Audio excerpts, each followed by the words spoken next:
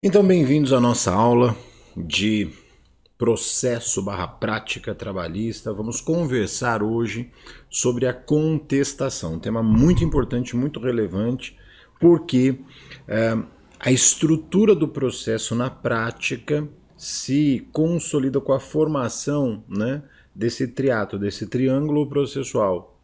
Nós temos o autor da ação, né, que distribui a reclamação trabalhista.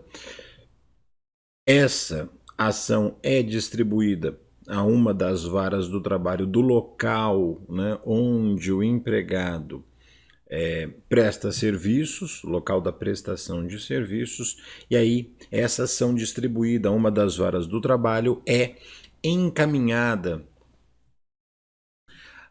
à reclamada, que vai receber a notificação, e aí sim nós vamos ter o desenvolvimento do nosso processo, né?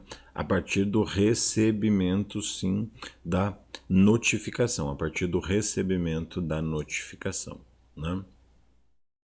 Mas nós temos, né, além da contestação, outros dois grandes meios de defesa, né? Nós não temos somente a contestação como um meio de defesa, nós também temos como meio de defesa as exceções de suspeição e incompetência e também a reconvenção. Então nós temos contestação, reconvenção e as exceções, né?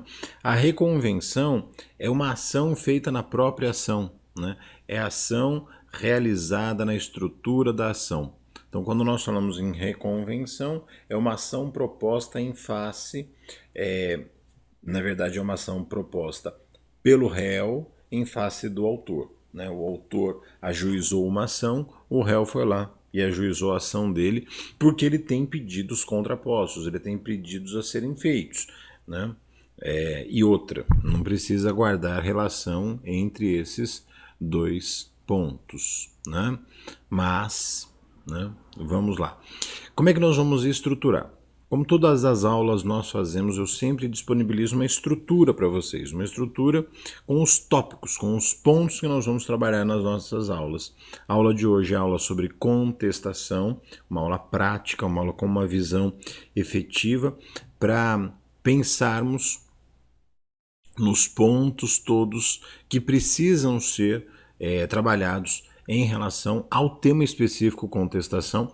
Ao final, eu também vou falar um pouquinho sobre reconvenção e as exceções. A gente guarda esse tema, a exceção, para outro encontro. Porque exceção, as exceções de incompetência territorial e a exceção de suspeição são pontos importantes, mas de uma forma um pouco mais específica, quando nós falamos da exceção de incompetência, a exceção de incompetência territorial, essa guarda relação com o momento da apresentação da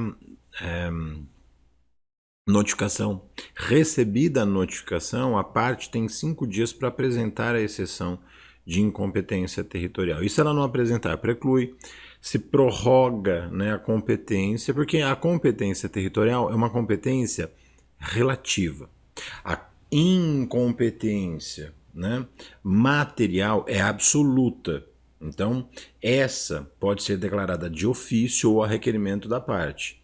Já a incompetência territorial, essa não pode ser declarada de ofício. Ela pressupõe a manifestação da parte e, no entanto, caso a parte não se manifeste, aí nós teremos a prorrogação, a extensão dessa competência.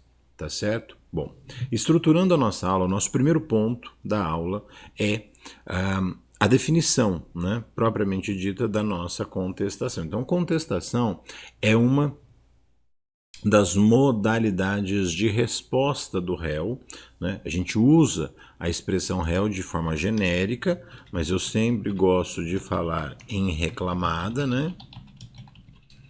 É uma das formas de resposta do réu ou reclamada, por meio do qual, né, o reclamado apresenta a sua impugnação aos pedidos formulados pelo reclamante, defendendo-se dos fatos contra ele alegados. Né? Então a contestação ela serve como um contraponto, né? Uma forma de defesa. O autor da ação apresenta pontos que ele pleiteia e que ele quer ver implementado. Então, o autor ele vai apresentar vários pontos. Cada um desses pontos, e aí cuidado com essa afirmação que eu vou fazer, cada um desses pontos precisa ser contestado. Esse precisa ser, veja, não há uma obrigatoriedade, não é isso. Não há uma exigência que se não for feito, não é isso. A parte processada, ela tem o direito de apresentar a defesa. E se ela não quiser apresentar a defesa? Vão se presumir verdadeiros os fatos alegados pelo autor. A ausência da defesa, a ausência da contestação gera dois efeitos. O primeiro deles é a revelia. A revelia, na essência, é por si só a ausência de defesa. A revelia é a ausência de contestação. E além disso, nós temos a figura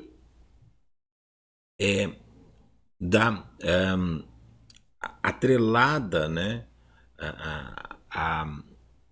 a contestação, a revelia, nós temos a confissão quanto à matéria de fato.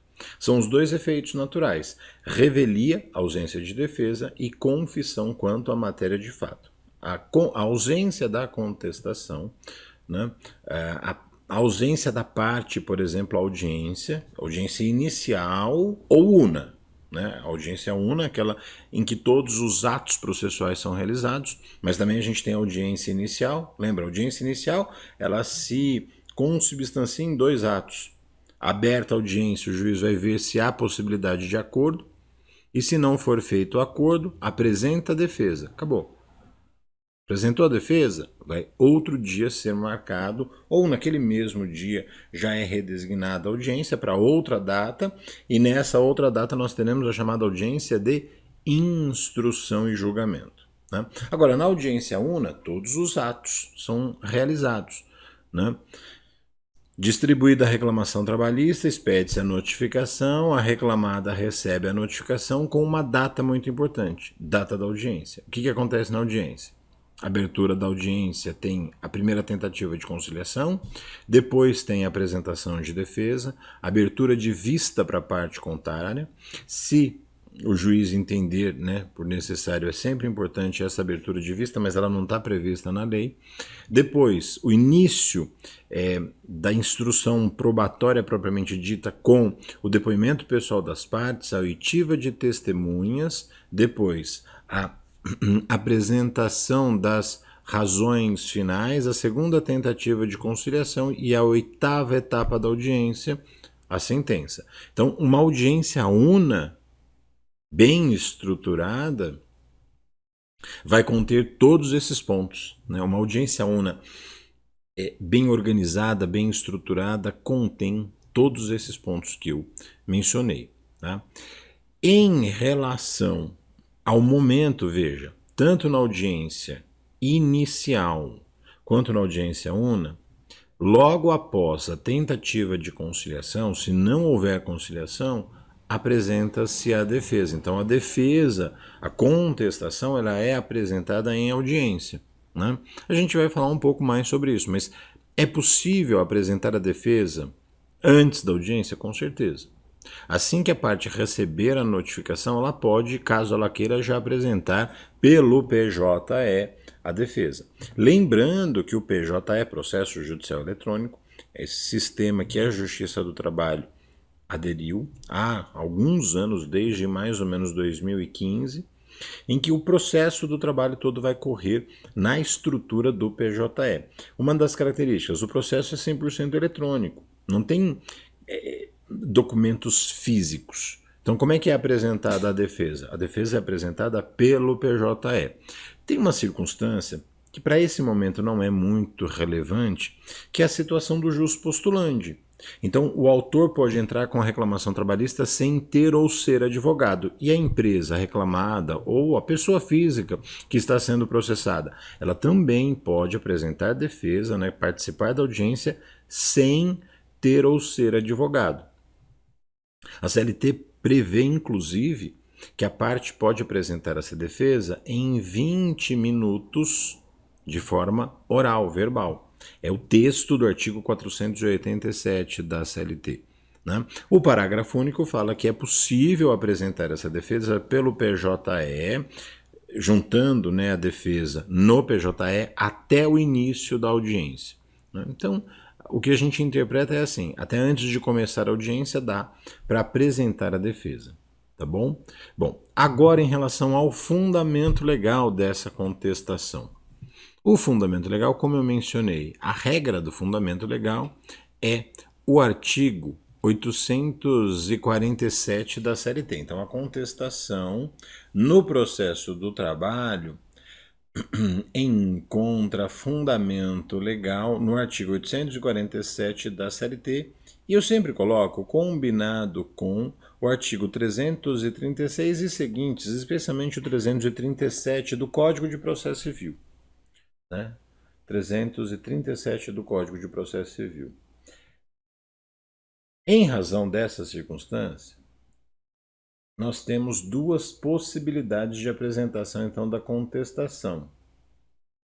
Existe a contestação apresentada por escrito e a contestação oral ou verbal, que não foi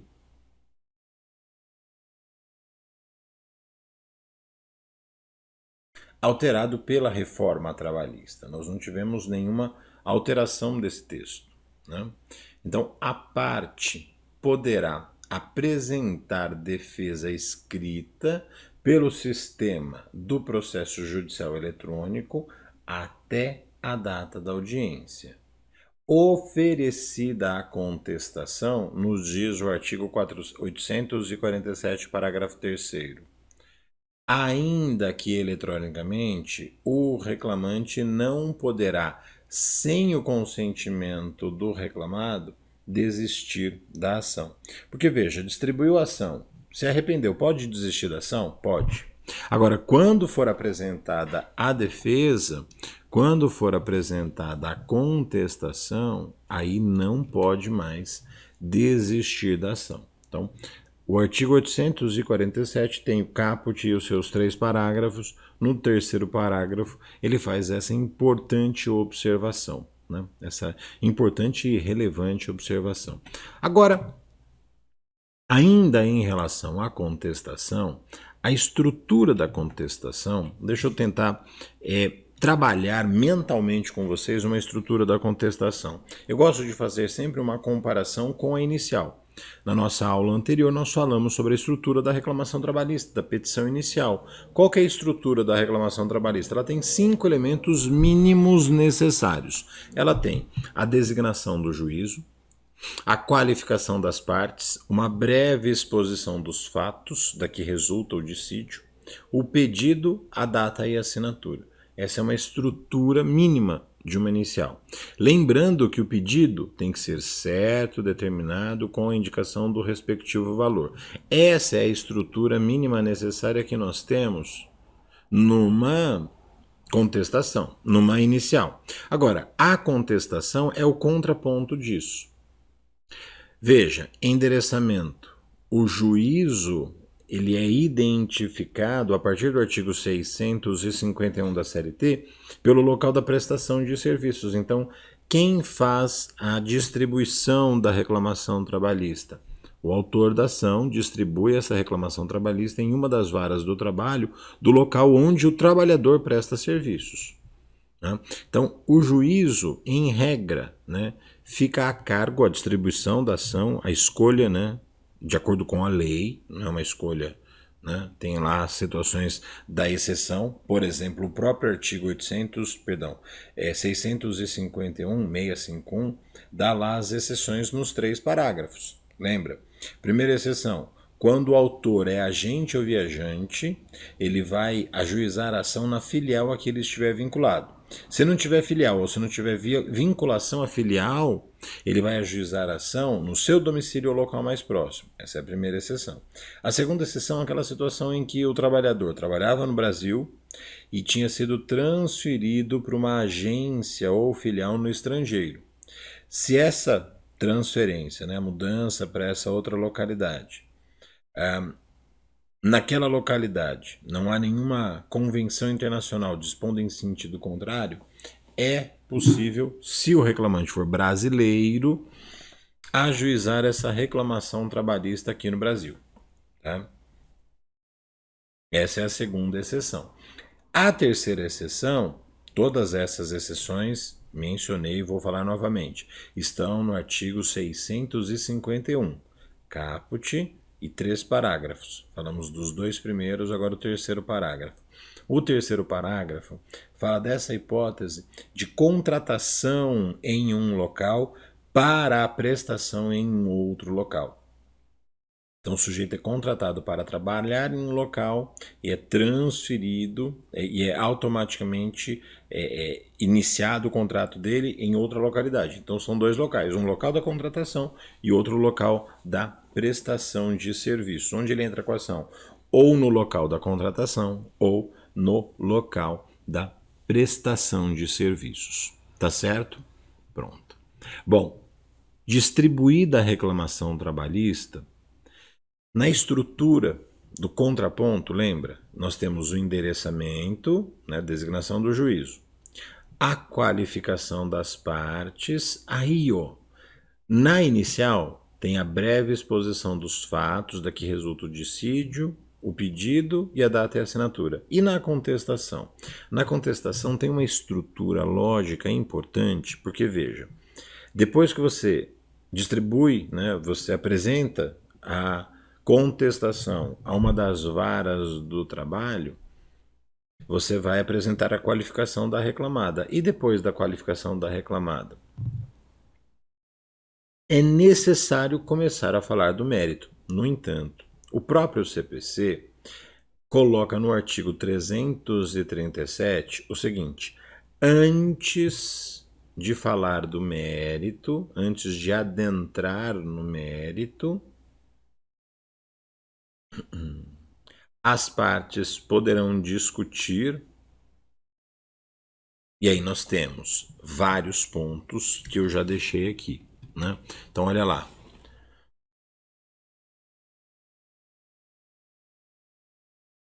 Compete à parte reclamada, nos termos do artigo 337,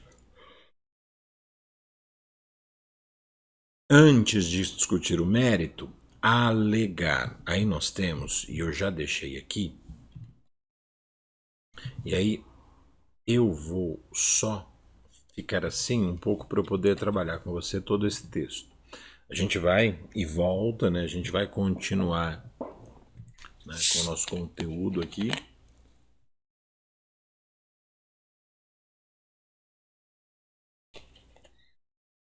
Mas olha só, antes de adentrar o mérito, ele pode discutir primeiro a inexistência ou nulidade de citação.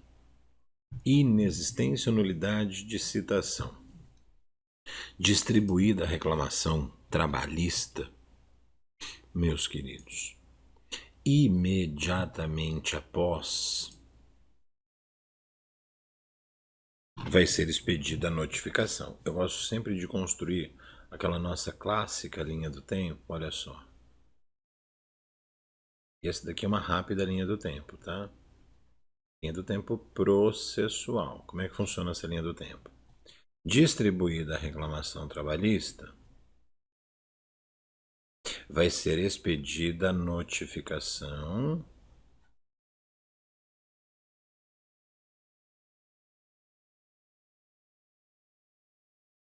e da notificação, né, o próximo momento que nós temos, distribuída a reclamação, vai ser expedida a notificação informando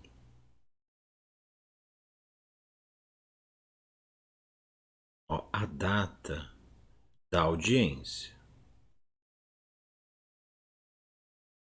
Até aqui é muito tranquilo, porque tudo isso tá lá no artigo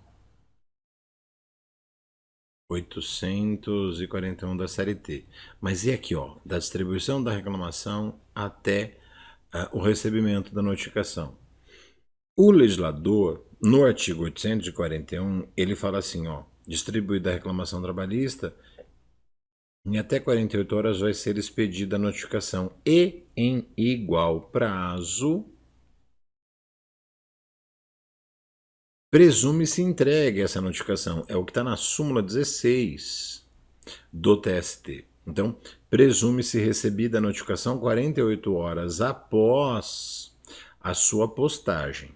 O seu não recebimento ou a entrega após o decurso desse prazo de 48 horas constitui ônus de prova do destinatário, né? Ônus da prova do destinatário. Beleza? Então, como é que a gente demonstra a inexistência ou nulidade dessa citação? Em preliminar de contestação, e esse é o momento, tá? Depois disso, também deve se apresentar, e aqui eu deixei o material de uma forma um pouco mais extensa, mas veja, não é minha intenção trabalhar isso agora. Eu quero identificar aqui, ó, incompetência absoluta ou relativa. A incompetência absoluta, ela pode ser atacada, ó, de ofício.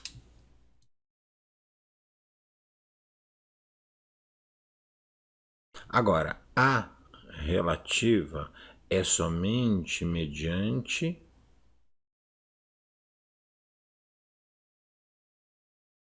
exceção de incompetência.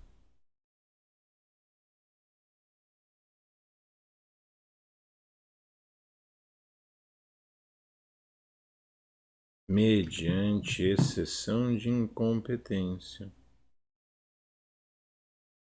Tá?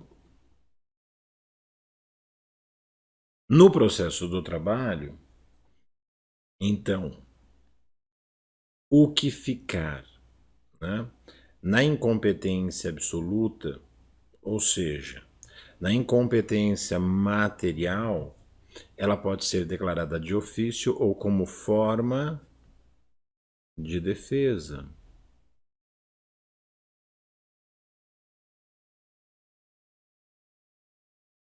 E a incompetência relativa ou territorial, exceção de incompetência territorial. Essa é a forma que nós temos, tá? Essa é a forma que nós temos. Bom,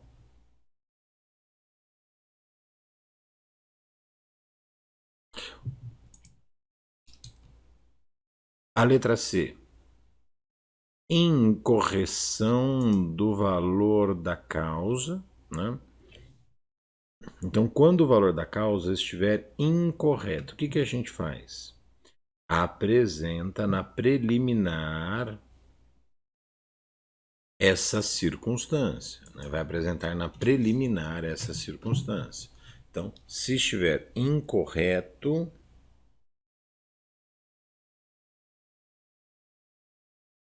além da incorreção, nós também temos a inépcia da petição inicial. Inépcia da petição inicial. A inépcia da petição inicial, essa sim vem descrita no Código de Processo Civil. O CPC de 2015, lá no artigo 330, fala da petição inicial inepta e no parágrafo 1º fala das hipóteses de inépcia da petição inicial. Então, olha só, eu já vou copiar e colar, porque o destaque que eu quero dar aqui é para esses pontos. Então, vamos lá. Espera aí, deixa eu fazer assim.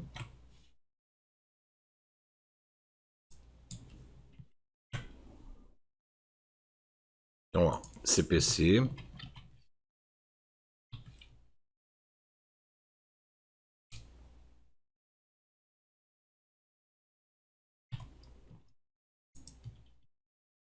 olha só. A petição inicial será indeferida quando, inciso primeiro, for inepta. Então, o destaque que eu quero dar é isso. Quando que acontece a inépcia da petição inicial? Olha o parágrafo primeiro.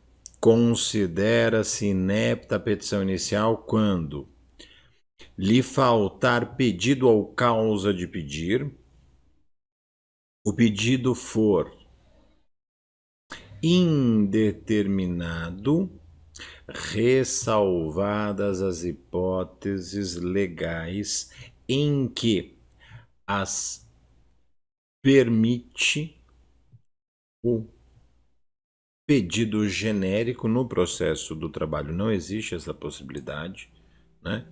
Se o pedido for genérico, nós temos a possibilidade de falar da inépcia da petição inicial.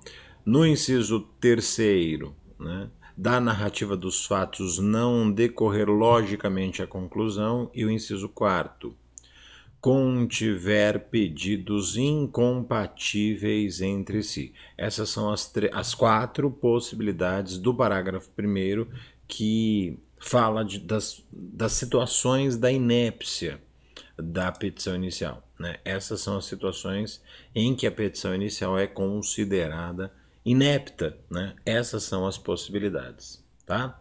Bom, além da questão da inépcia da petição inicial, nós também temos a perempção. Perempção, né?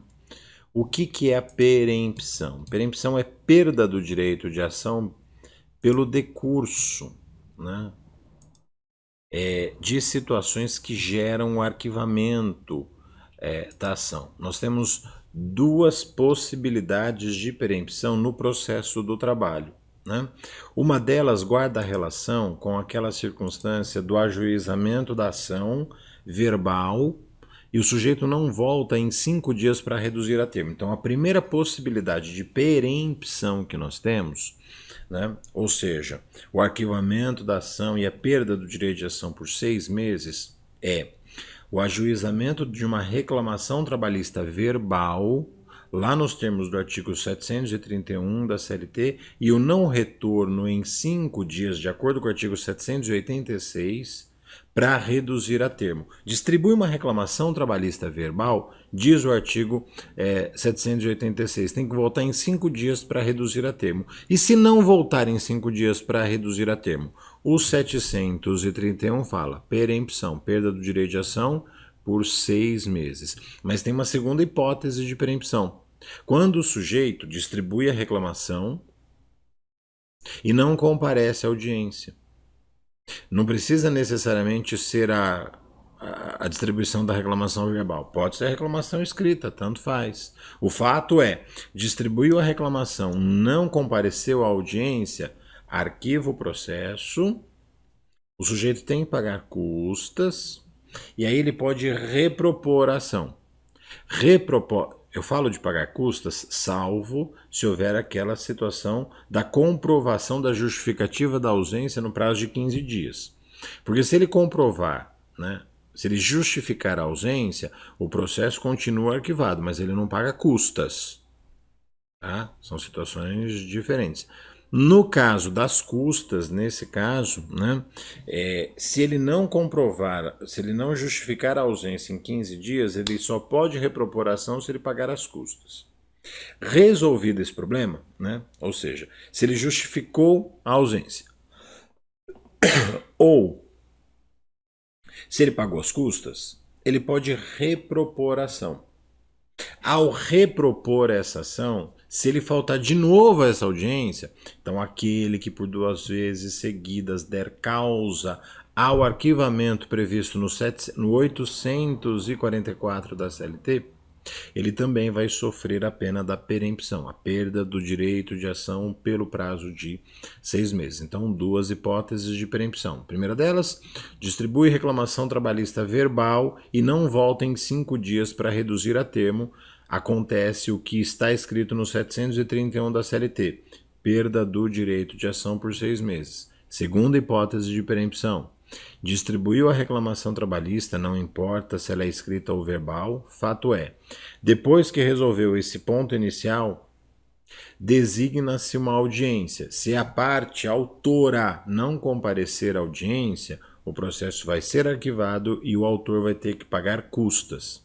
Se ele justificar no prazo de 15 dias o porquê ele não pôde comparecer, ele fica isento do pagamento das custas. O processo continua arquivado.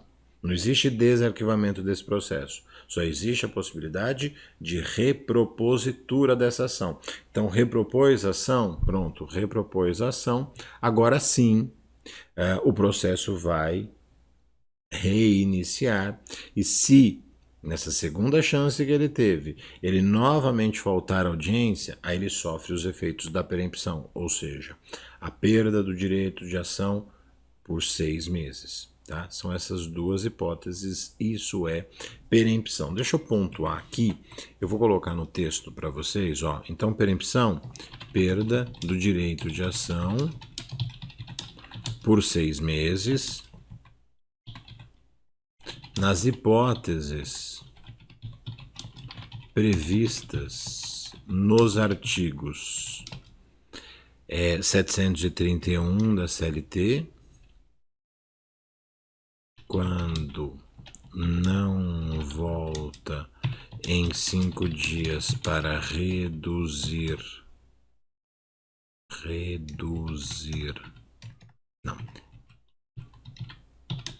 a termo a inicial verbal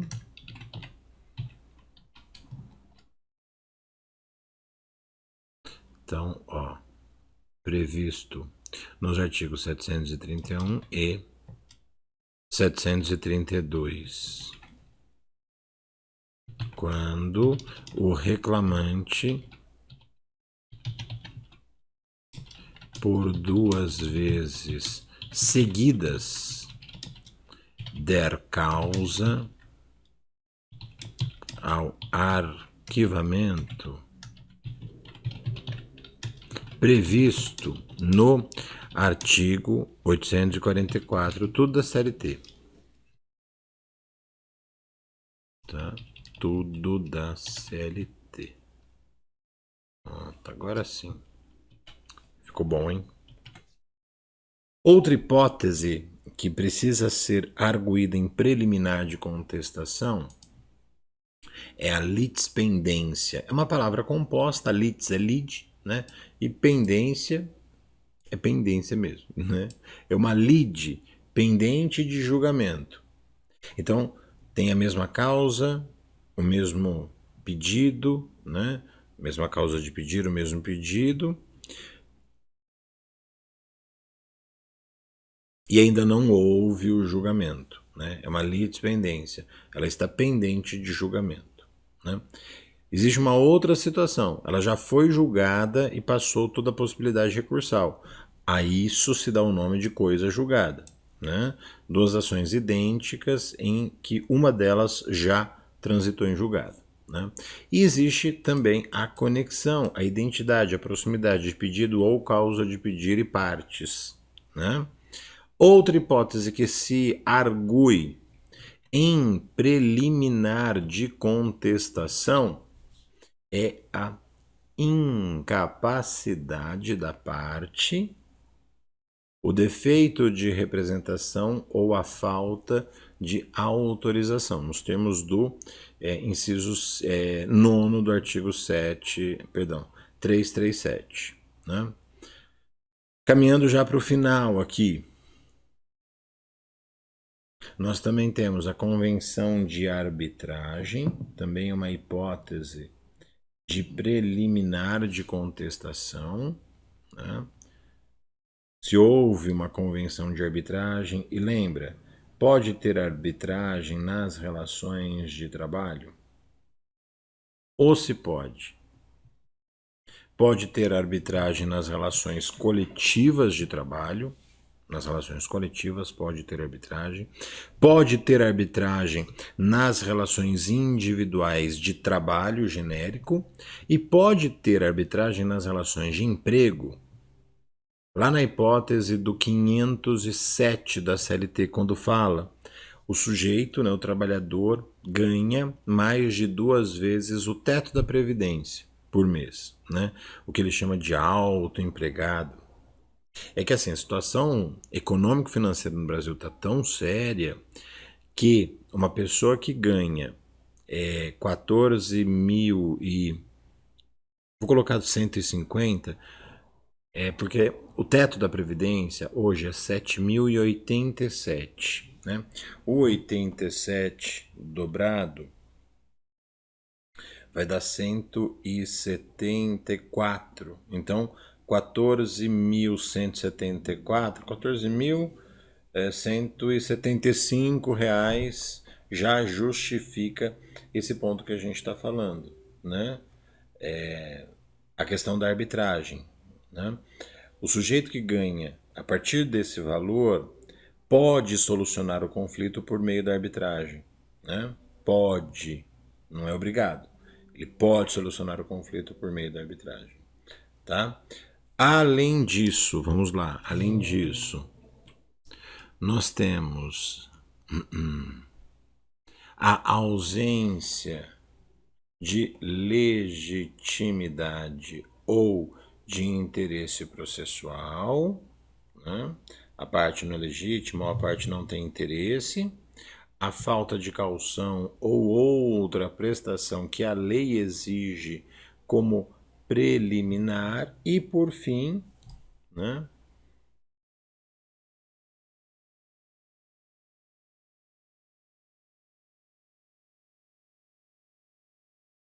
a indevida concessão do benefício da justiça gratuita, né? Todas essas hipóteses são preliminares de contestação. Bom, agora, falando propriamente da contestação, lembra da estrutura da contestação, né? Eu vou estruturar aqui com você. Lembra? Deixa eu até fazer uma coisa diferente, me veio a cabeça aqui, eu quero fazer. Acho importante. Ó, aqui está inicial. E aqui está a contestação, tá? Na inicial, a gente tem o endereçamento.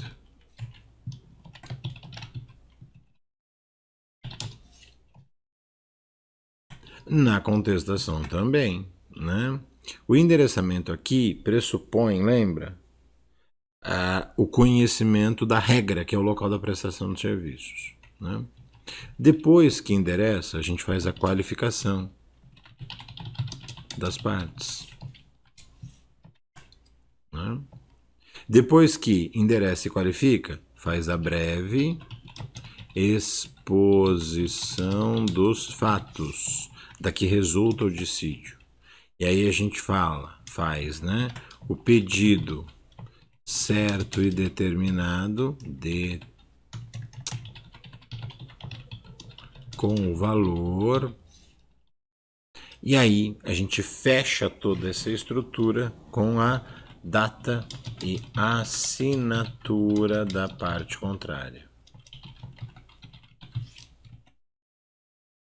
Tá? Aqui.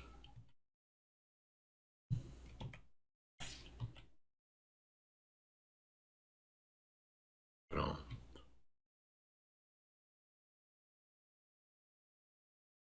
Agora, em relação à contestação, como é que a gente estrutura? Mesma história aqui, ó.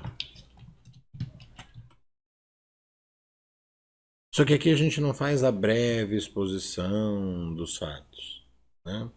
A gente subdivide isso daqui, ó, em preliminar, que está lá no 377 do CPC, perdão.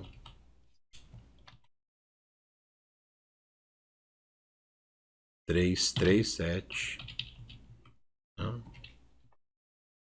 ou 337.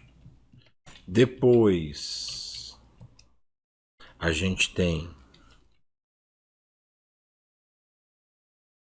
a prejudicial de mérito, que em regra é a prescrição. Em regra é a prescrição. E aí nós temos o mérito. Essa é uma estrutura de uma defesa, né? Só que aí o próprio legislador nos coloca no artigo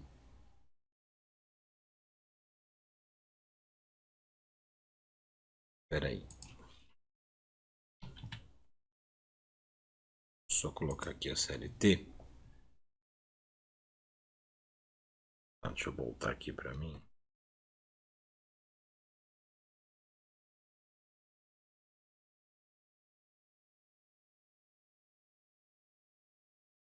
Porque veja só, nós ainda temos, né, na estrutura da contestação,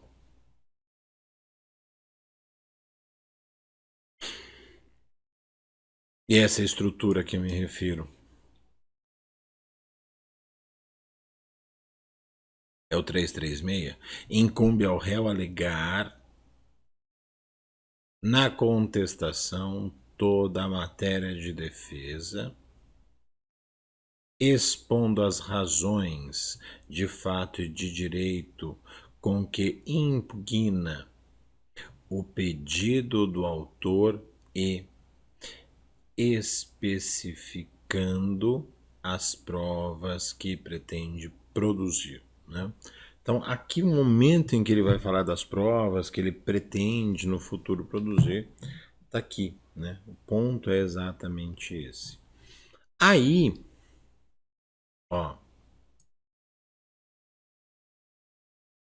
a gente também fala então das provas.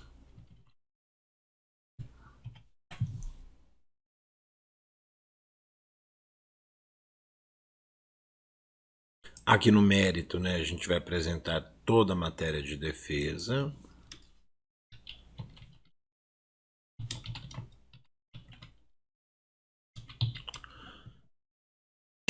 As provas que nós pretendemos produzir.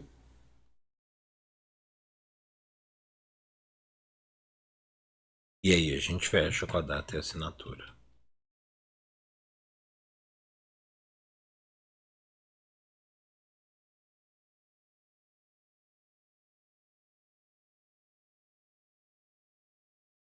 Né?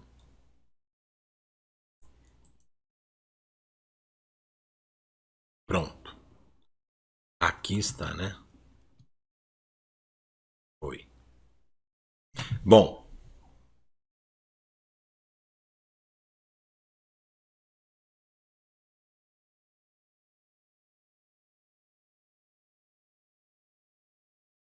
Quando a gente fala da prejudicial de mérito, né, aqui é a questão da prescrição. Como é que se opera a prescrição? Como é que se dá a prescrição no direito do trabalho, né? Nós temos dois tipos de prescrição, a chamada prescrição bienal, ou seja, aquela prescrição de 2 anos, né?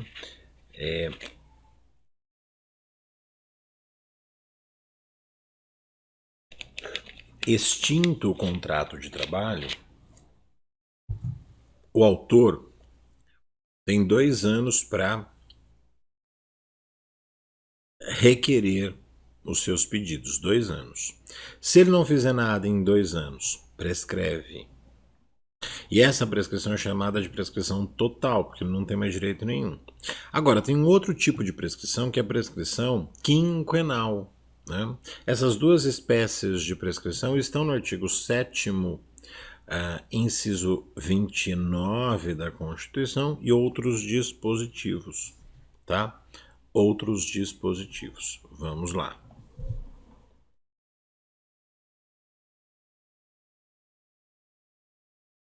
Aí agora nós temos condições de falar sobre a estrutura da nossa contestação, né?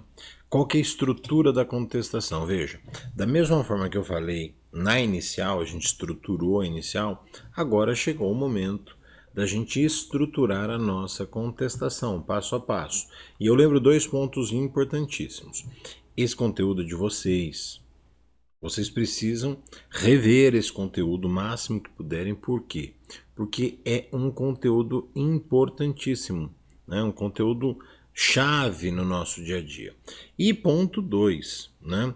Além de buscar consumir esse conteúdo escrito fica disponível para vocês, completamente disponível para vocês. Beleza? Então tá. Vamos lá. Como é que é feita a estrutura da contestação, né? Aí eu vou fazer dessa forma aqui para a gente poder ter a liberdade, né?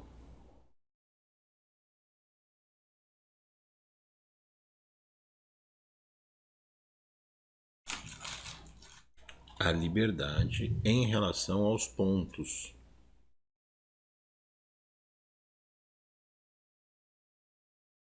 Tratados aqui, né? Então vamos lá.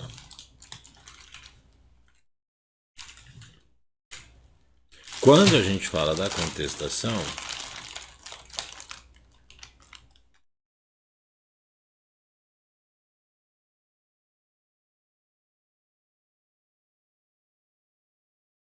primeira coisa é o endereçamento.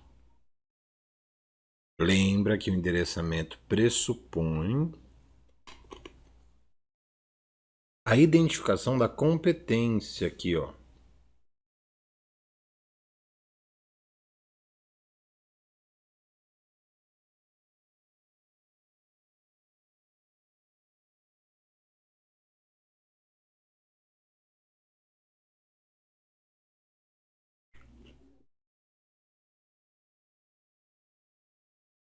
Quem define a competência territorial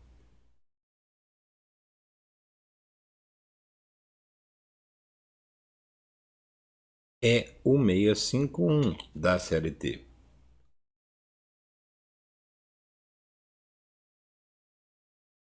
Se a competência estiver errada, aí é outro meio de defesa, é a exceção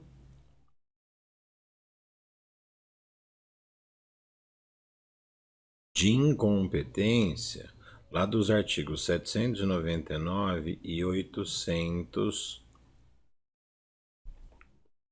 da CLT. Tá?